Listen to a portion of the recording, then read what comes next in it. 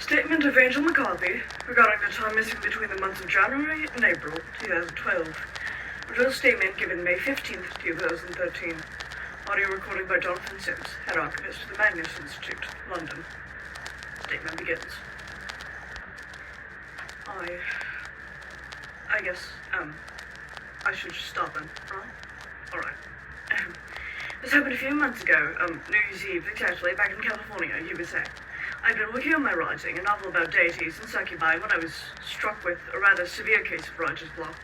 It was late, but I decided to venture out into the forest surrounding my home. I had lived with my father at the time, a rather rude old bastard, but for some reason he never minded me leaving, if it was for the forest. I walked out the front door, the crisp pre-spring air filling my lungs. It was a familiar scent. I grew up playing with my siblings in that house, and I'm getting off topic. Right. So, I ventured into the forest, making note of the things I could incorporate on, use in my story, when I suddenly realized the part of the woods I'd gotten to looked strange. Different. And that was unusual, since I knew the forest like the back of my hand. I knew the path I had taken well, due to the fact I used to go fruit picking down this path with my brother and sister. It had the same elements, but it had a weird feeling to it. Like it was fake, you know? I've had realization episodes before, but this, it was different. Nonetheless, I steeled myself and continued. And for a while, it stayed normal.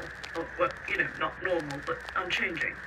I figured I had just had an episode due to the argument I had with my father hours prior. I figured it was just my anxiety acting up. I figured the brighter shades of green flickering on the trees was a trick of the light. And I'd only realized something was off when I looked at one of the trees. It looked like a bad model of a tree, like from a 3D game that just didn't land the mark correctly with the rendering. And as I progressed, I realized the trees and the ground got more pixelated and fake-looking. Finally, I decided enough was enough, and so I turned around, but there wasn't a forest anymore. No. It was a green door. A large green door with black tinted windows and a golden J-shaped handle. And then I turned around. The same door. Starting to feel stressed out, but I tried to steal my nerves and think logically. There was probably someone inside. Someone who could help. Maybe. There wasn't.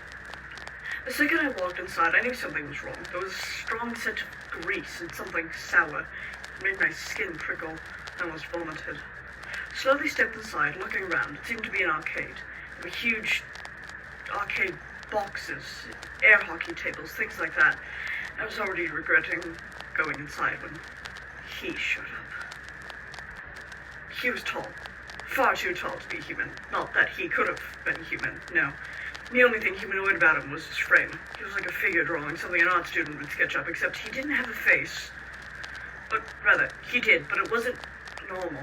It was like a bird, or maybe a plague doctor mask, and he was completely hollow. I could see right through him, literally. His voice was loud, bit-crushed, and seemed to come from everywhere in the arcade, almost as if he was the arcade. So I asked who he was, and where we were. He laughed, a sort of, if that makes sense. J seemed to be a common theme for him, along with green. He told me his name was Jota, and we were in Jota's arcade, a place where fun spreads like a plague. A cop theme, I muttered, but he didn't seem to notice. He took me to a room. It looked like the main dining room to a greasy kid's pizza joint. Do they have Chuck E. Cheese here? Unimportant. It was sort of like that, the smell of grease seemed to get stronger. He told me to take a seat, that I had caught him on a good day. Not everyone gets such a pleasant interaction with the owner. That's what he said. And I could tell he meant it. He definitely had a threatening aura around him. One of his arms was severely glitchy. Yes, it looked glitched. His fingers on that hand came to a sharp green point, and he carried a green scythe with him, almost like a god of death. What I asked next seemed stupid now, but I asked him if I was dead. He simply laughed, his and shook his head. Far from it. This is the single most alive place you'll ever be, he told me, and I felt a shiver go up my spine. I felt he meant it. I asked, how to leave. His expression seemed to falter. I decided not to ask about it again. I don't think I would have made it out if I asked again. And then he asked me to play a game.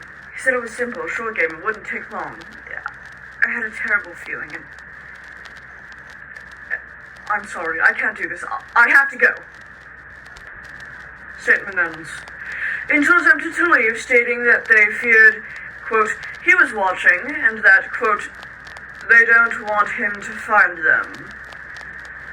I'm honestly not sure what to believe for this one. It's highly likely that Angel had a long-term hallucination, but it doesn't explain why they were missing for months, with no sign of them being in the woods. We cannot question their father for the details, nor either of their siblings, as Michael, Delilah, and Gabriel McCarthy have all sadly passed since then. Angel also refused to come to London for further questioning, which makes sense, considering the distance and the fact they wish to put all of their happenings at their old house behind them. They settled with their wife, Lilith Potter. I have a few other statements from them made on the same date, most of them starting with, I'm here, might as well, but as far as I could tell, the only mention of that plague doctor was once in an earlier statement, and surrounded by nonsensical ramblings about mirror people and gods. I know that we don't need anything getting into the religious territory. Not anymore. Well, I suppose that's it then, though one thing did come across as strange. I've been able to find a page on the website Tumblr that has been strikingly similar to the place Angel described. I might have to look into this further. Recording ends.